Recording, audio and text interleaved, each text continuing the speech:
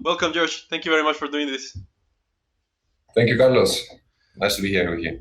So, I was reading an interview with you, preparing for this one, and I was surprised to find out that they call you one of the most controversial people in the Cyprus scene. Why is that? Is that? Yeah, I'm not sure why is that.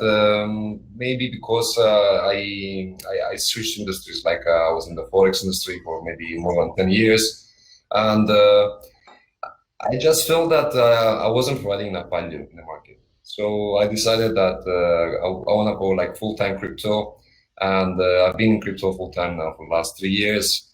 No regrets whatsoever. I love the space. I love to contribute, and with block.co, it feels like we are combating fraud via blockchain technology. So it leaves me with a good feeling, you know. This is maybe the reason why. And since then, I was more able to express my feelings about the forex industry and what's going on. So maybe that's why. Do you think Uh, the forex industry has changed ever since your days?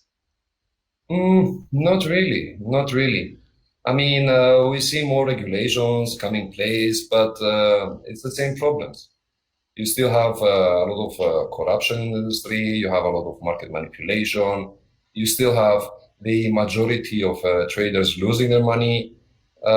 You also see concentration in the market. So small companies, they cannot deal with all the compliance requirements.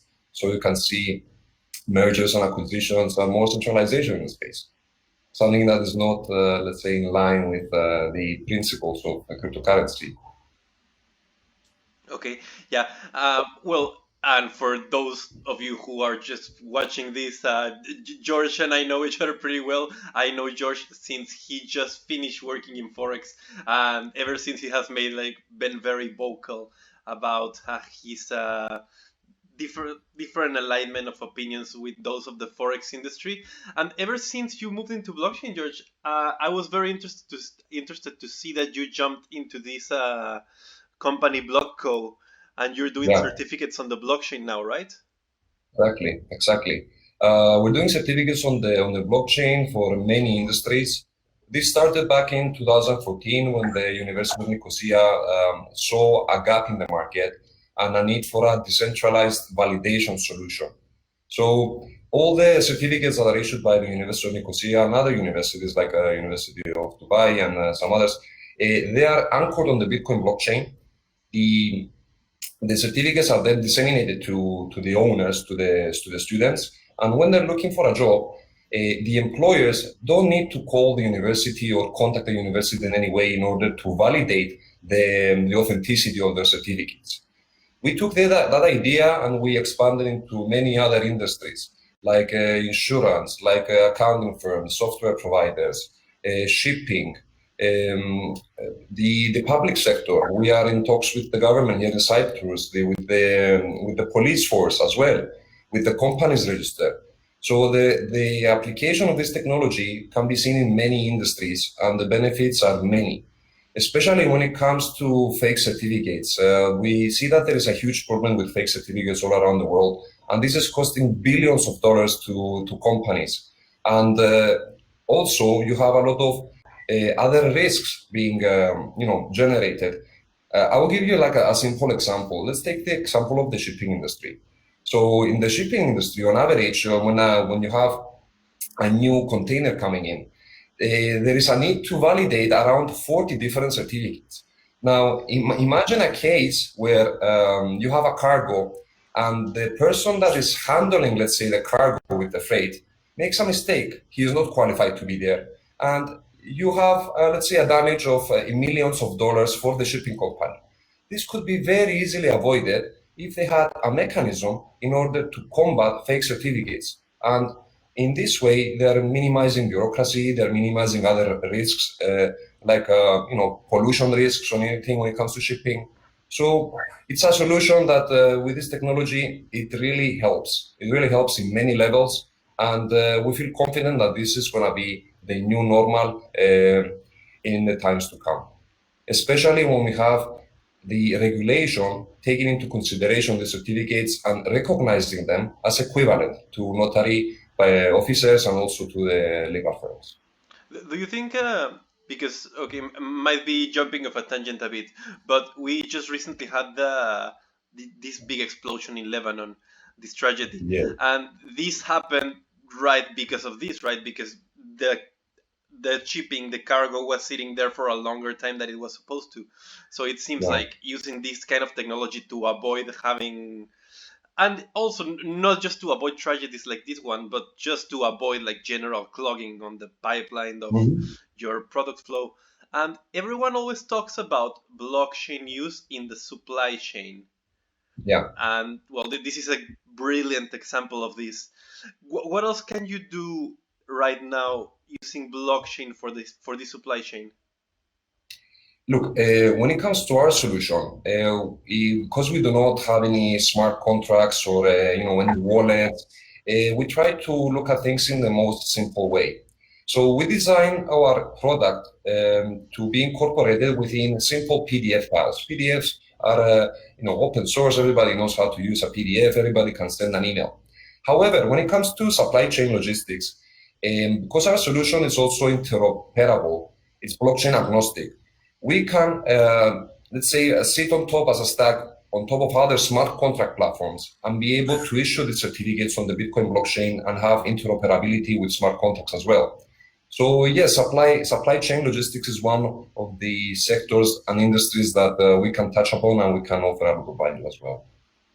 Okay, and since since of course you're dealing with universities, you're dealing with these kind of institutions, and most of the people working in them and most of the people that are going to end up using this product might not know this blockchain technology right now. So how does it Yeah. look on their end? How does it look for me if I'm a bureaucrat working in a university? Well, it all comes down to education and awareness. So we try to come, from the side to, explain to them how this technology can affect them. What are the trends that we see around the world? Because we can see everywhere around the world now, right now, there is a lot of interest about this technology and how governments can actually implement it. So first of all, our role is to educate people. That is also the reason why we are arranging all these webinars, and we have a very nice blog and glossary. So once we're able to provide this background and necessary information to the decision makers, then is when we start negotiating and discussing and seeing how we can apply this technology into their own specific use cases. So yes, it's a challenge, but I believe with time, more results will come about, and more people will be aware about this technology and the benefits that it has for humanity. And you're talking about University of Nicosia, and this Yeah. is they're a very interesting case because it seems like one of the first institutions and universities, especially in such a small country as Cyprus, that caught on to the blockchain trend, right? How does this come to happen? Well, it's quite an interesting story because University of Nicosia is, I believe, they're the pioneers in the space right now in the world. They're globally number one when it comes to blockchain technology. They were the first to issue certificates on the blockchain, the first to accept tuition fees in Bitcoin, and also the first to have the MOOC, the massive online open course taught by legends like Andreas Antonopoulos, like Antonis Polinitis. So. I believe that having the university backing us is very important. It's very important because we have, let's say, all the researchers and all the background knowledge in order to make this in the best possible way. So yes, I'm very lucky to be with the team of the University of Nicosia, and I'm sure that we can do great things together in the future. Okay, and jumping back to the certificates, you're using the Bitcoin blockchain right now, Yes, correct? exactly. Okay, and Yes. yeah, like to me it makes sense that because we hear all these abstract uses of the blockchain, especially now with Ethereum and smart contracts. So Yeah. putting certificates, just encrypting information right there seems pretty simple. Well, there is a specific reason why we chose the Bitcoin blockchain. The Bitcoin blockchain, because of the hash rate, is the most secure blockchain in the world. It's almost impossible to hack. So because we need to secure our documents, that's why we selected the Bitcoin blockchain. And also when it comes to scalability, our solution can issue thousands of certificates within one transaction. So scalability is it doesn't affect our solution in this case. So it doesn't make much sense to use other blockchains. Of course, as I mentioned before, our solution is agnostic. So either it's the Bitcoin blockchain or the Litecoin blockchain or the Ethereum or whatever blockchain, our solution can sit on top of that and it can work perfectly. But we chose Bitcoin for the reason that it's the most secure computer network in the world. Okay. And what has the reception been like for this product? Well, it's a little bit of mixed feelings. I mean, it's hard sometimes because you need to explain what is blockchain, what is Bitcoin, how it came about, all the basic principles of the crypto world. So it's a challenge. It's a challenge because people do not know these principles. They don't understand. It's something very new to them. And in the same sense that we have some resistance when it comes to new technologies, we also see some resistance into accepting this technology. However, we can see that we are converting people. Like people that in the beginning, they were a little bit skeptic. They didn't know a lot about Bitcoin. They hearing all these things on the internet that it's a scam or it's this or it's that. So with proper education, we are finally converting them. And once you convert them, they become like a very, I don't want to say fanatic, but they're very enthusiastic with the whole solution and the technology itself. So I'm being optimistic about the future when it comes to acceptance. I'm realizing that you're the perfect person to ask this because for a while I've been noticing this trend of because most people like my mom for example, like they hear about Bitcoin because someone invites them to participate in an MLM type of Bitcoin No. whatever. What the hell are these things? How do they work? Well, to be honest, I just stay away from them. It's as you can see, if you remember, the latest hack was they on Twitter when they were able to hack some personas' accounts and they were tweeting, "Send me one Bitcoin and you get back two," and all of this stuff. So these are things that are really messing up the space. So we need to again begin with education, begin with awareness, explain to people that guys, these are the scammers. You need to stay away from those. Understand that all the transactions on the blockchain are final. So when you send your coins, that's it. There's no way of getting them back.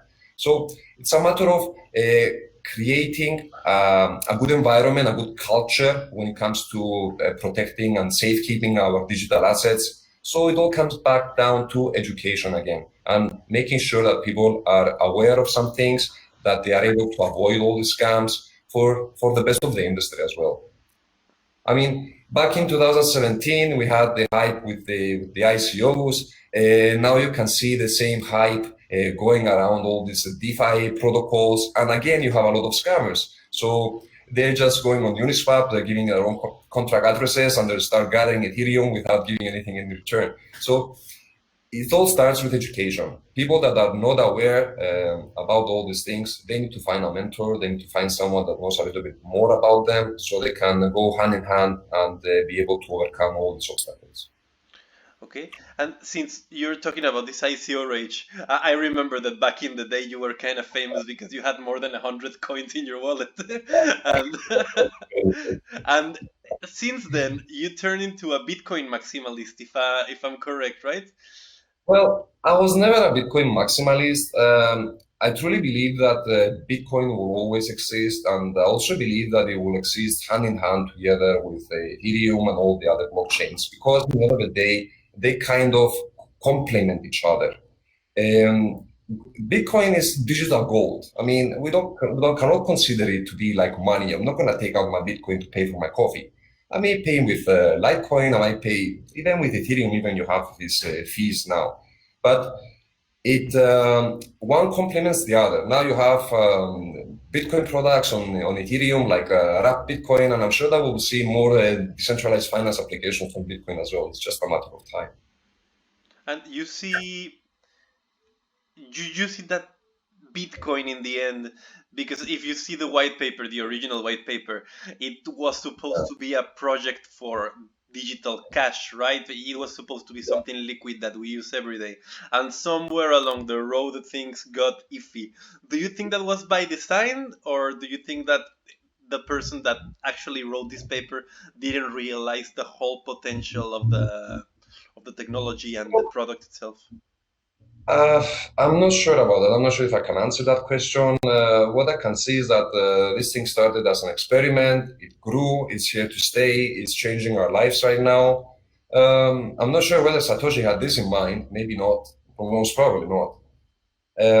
But I think that things are going well. Even though we had, a bear market of 2 to 3 years, everything looks towards the upside now, especially after the speech from Jerome Powell yesterday, where they tried to keep inflation above 2%. I think that we're going to see a bull run when it comes to hard assets like Bitcoin, like gold, silver. This is my opinion, not financial advice, of course. But yeah, I am quite optimistic about the next years when it comes to cryptocurrencies. For And those of that are listening that might not know what you're talking about, today, August 28th, what was this speech that you're talking about? Yesterday we had the Fed chairman Jerome Powell. He had a very important speech to deliver where he was evaluating the progress in the American economy. And one of the most important things that he said is that they will try to keep inflation above 2%. That means that we'll have more money into the economy to sustain also the coronavirus, consequences. So all of this is just giving another nice boost to hard assets like Bitcoin and of course. When they're talking about keeping inflation over 2%, do you think that's their their lowest goal, or do you think how do you see this evolving over time? Well, to what can I say? Sometimes we hear a lot, we see other things, other data. I'm not sure. I mean, if it's not on the blockchain, you cannot trust it, right? Don't trust, verify. So we hear all the stuff, but we don't. We need to be careful in every step in the way. You never know what's going to happen.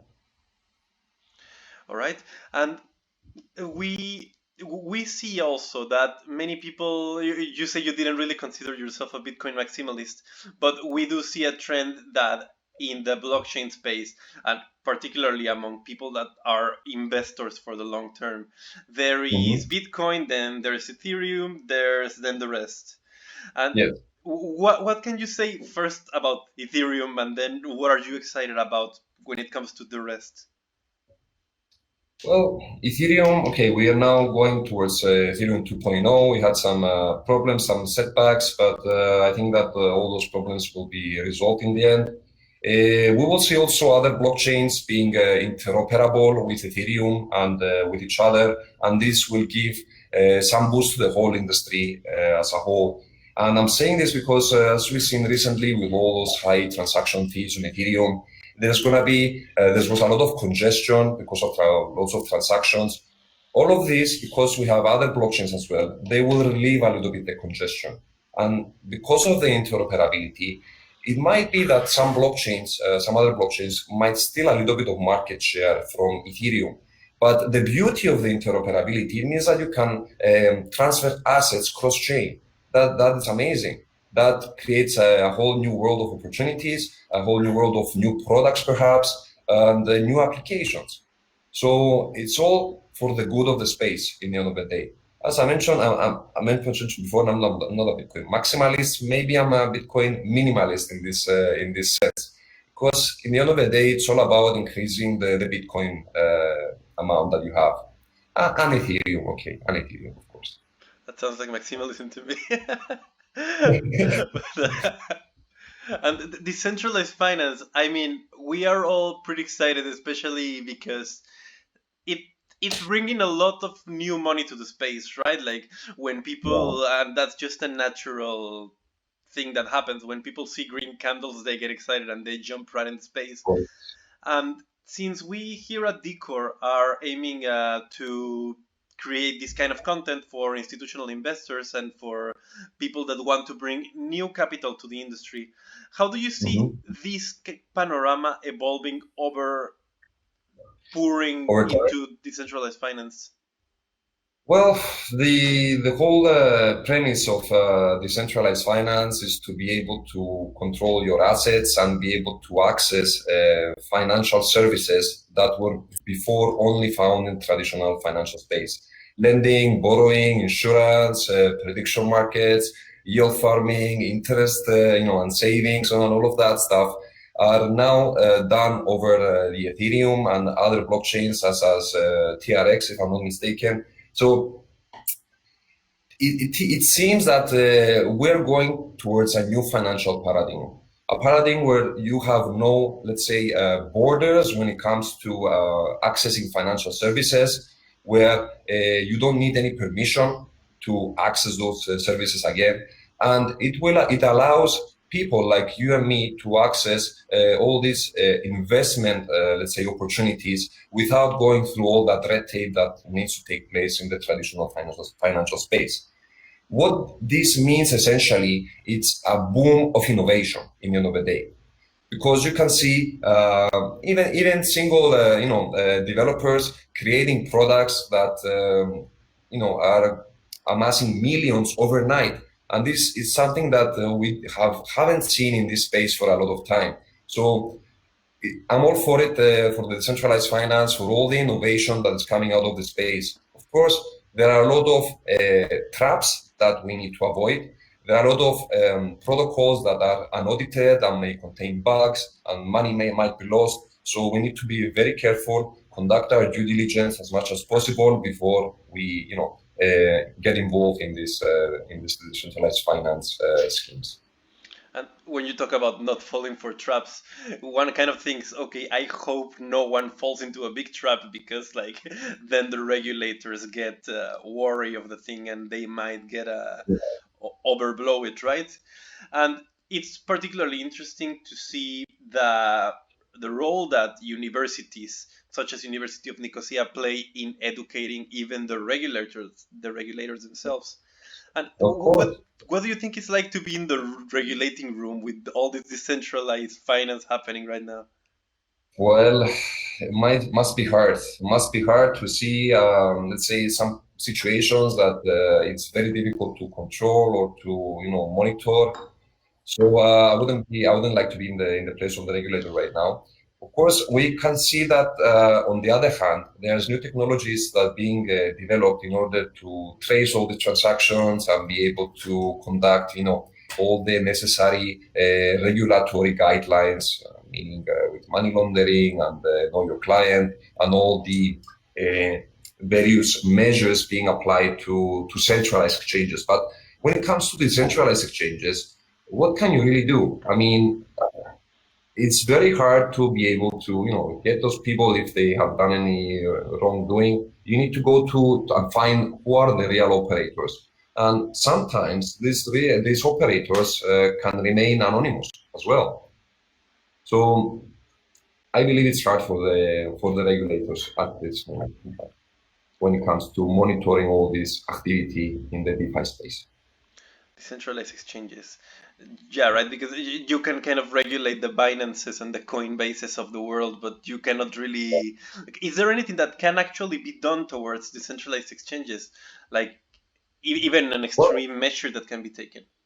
there are, yes. I mean, you can look at who are the operators, who are behind the websites, the domain names, and you can actually find the real person behind them. But in some cases, the structures that are used are able to, mask who is the guy behind it.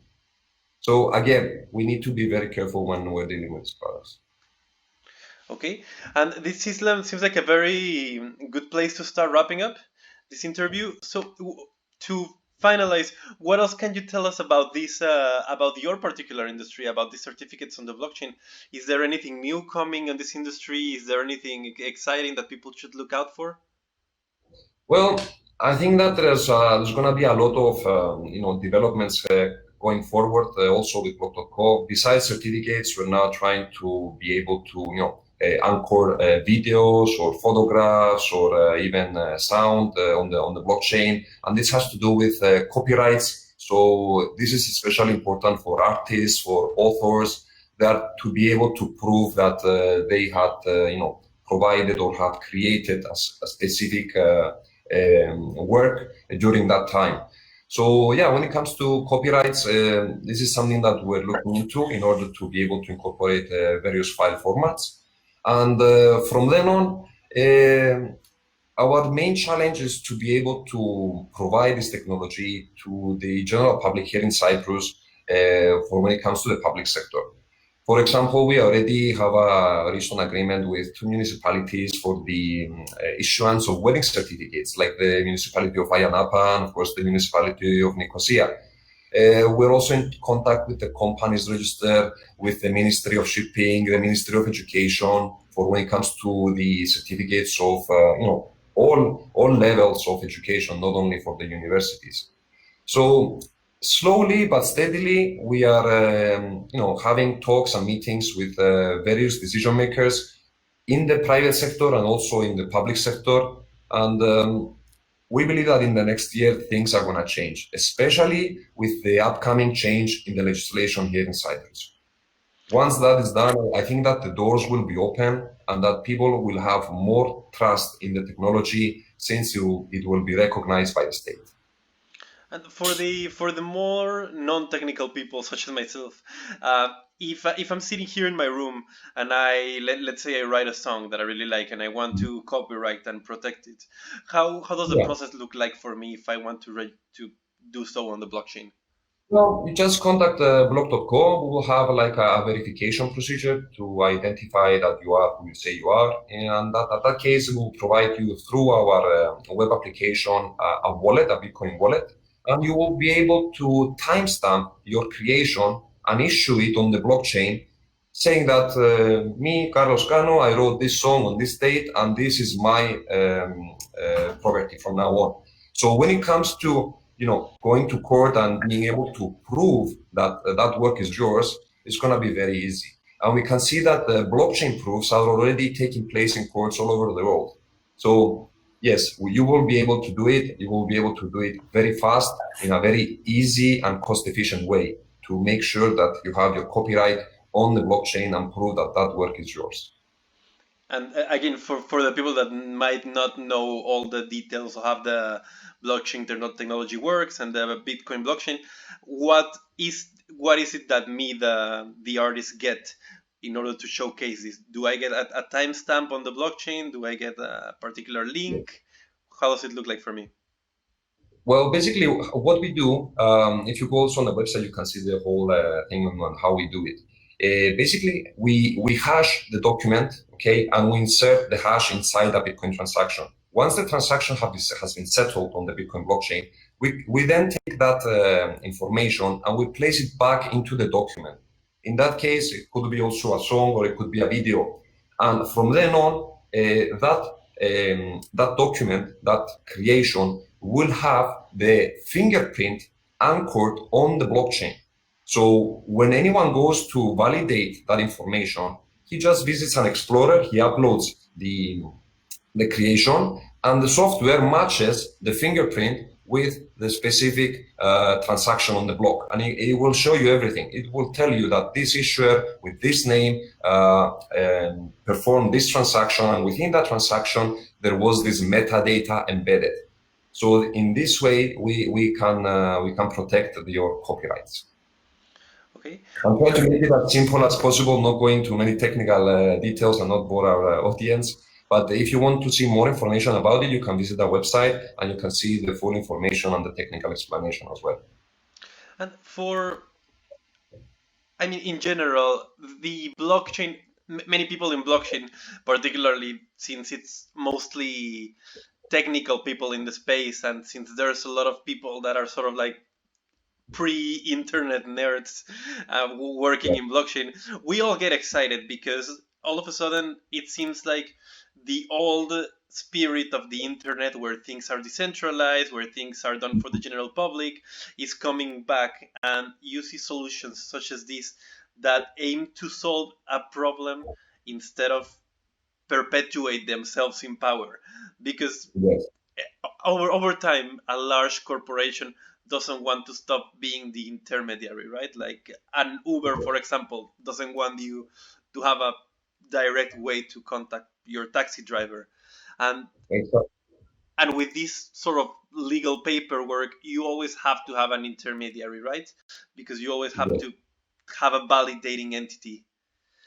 Exactly. So in this way, we are fighting this pain point to having to have an intermediary, to having to have a centralized, entity that will keep the database and will reply to you whether it's genuine or not.